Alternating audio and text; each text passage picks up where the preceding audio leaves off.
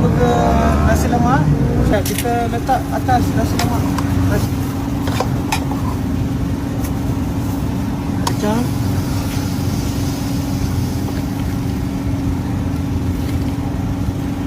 Kita letak kacang, ikan bilis. Kita letak on top lah. So lepas letak ikan bilis, kacang, sambal letak sikit lagi lah.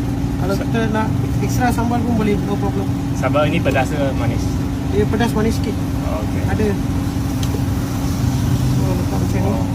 Dan kita tutup. Itu dia RM1.12. Kalau nak wrap with daun pisang, kita just charge 5 sen saja. So ini apa burger nasi lemak lah. So ini kita balut dengan burger nasi lemak, kita balut dengan daun pisang. So ini special sikit lah kita punya menu. Okey. So kita buat macam ni, then kita balut. So kita kukus dulu nasi lemak with fresh daun pisang burger. Burger daun pisang with nasi lemak.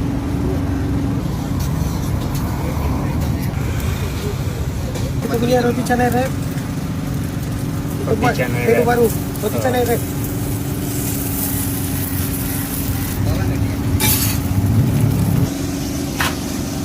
Lepas tu cakap. Okay, ini kita punya roti canai wrap. Okay. Kita letak mayonis. Kita letak selai. So kita letak crispy lah. Crispy kalau customer nak cheese, tambah cheese boleh. Tambah cheese. Ni kita punya chili sauce. Lepas ini pun ada sambalnya. Ya, kita pakai sambal je. Kita ada burger sambal je. Okey. Kita tambah. Kalau customer nak tambah sambal je boleh tambah sini je.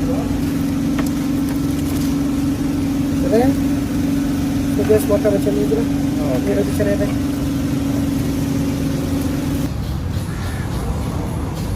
Burger roti canai.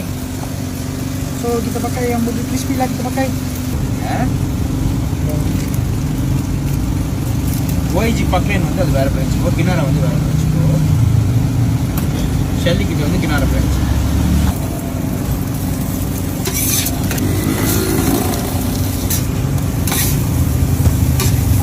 Roti canai. Ni kita kasi goreng dia sikit. Nak goreng lagi. Nak goreng bagi dia. Semua goreng lah. Macam ni. Tak ada yang tak goreng.